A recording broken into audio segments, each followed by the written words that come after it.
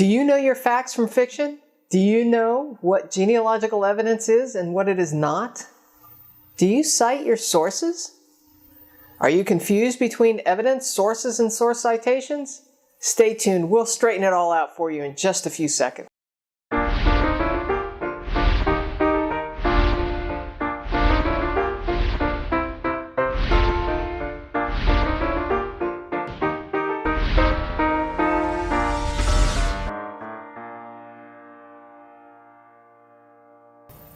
Hi, I'm Connie Knox, a lifelong genealogist, and I'm here to share with you what I've learned from my nearly 40 years of researching and to help you go further faster with your genealogical research. So, let's face facts.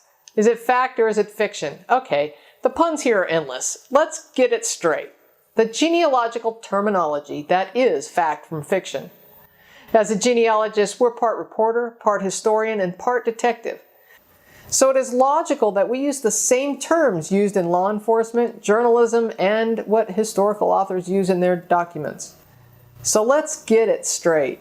The evidence is the item found, such as maybe a birth certificate.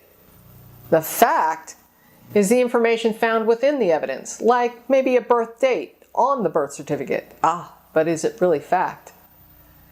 To add a little wrinkle here, technically the birth date itself is evidence of the birth in the form of a fact, or I prefer to call it data.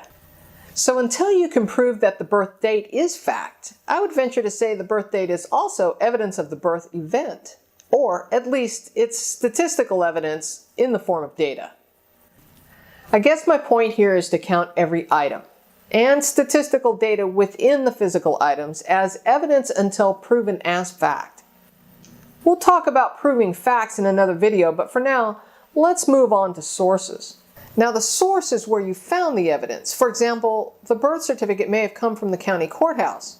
You'll want to detail where you found the evidence to the point that another person could find it based on your source citation. It might be the Randolph County Courthouse in Asheboro, North Carolina. You would then want to go on to cite the courthouse address, the shelf, the record number, etc. to the point that someone else can retrace your exact steps to finding that record.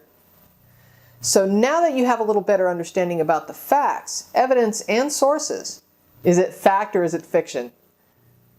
Be careful about what you call facts. Facts need to be proven to truly call them factual.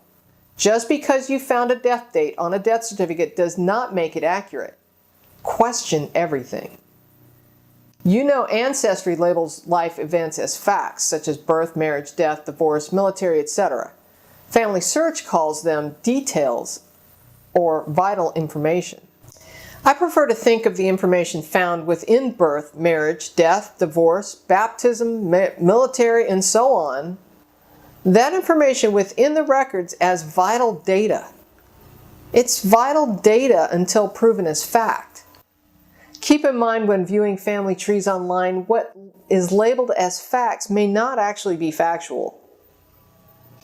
We as viewers of online data may not know what is proven or not, so it never hurts to keep an open mind. Also, just because many people have it in their family tree as fact doesn't make it so. Many times people copy from one researcher to another and import data into their own tree as facts. Just make sure you're looking at the source information and not the number of people who have claimed it to be data as factual in their trees. Also keep in mind, family lore is not fact until proven. However, a person's testimony is evidence, but it is not always factual. Thus, if Grandpa said something, you'll need to support that something with details found in other evidence to help support his statements. So what do you do with the data that you found that is not proven? You can use language of probabilities in your reporting. For example, Jane Doe was likely born in West Virginia and possibly before 1800. And then you can go on to state why, such as she was not listed with her parents in the so-and-so county in West Virginia in the 1800 census. You get the idea. Thus, you're not stating her birthplace or birth date as fact, but you're asserting your assessment of the evidence you found in the 1800 census. Also know that some software allows you to label vital data with probabilities in what they call confidence levels.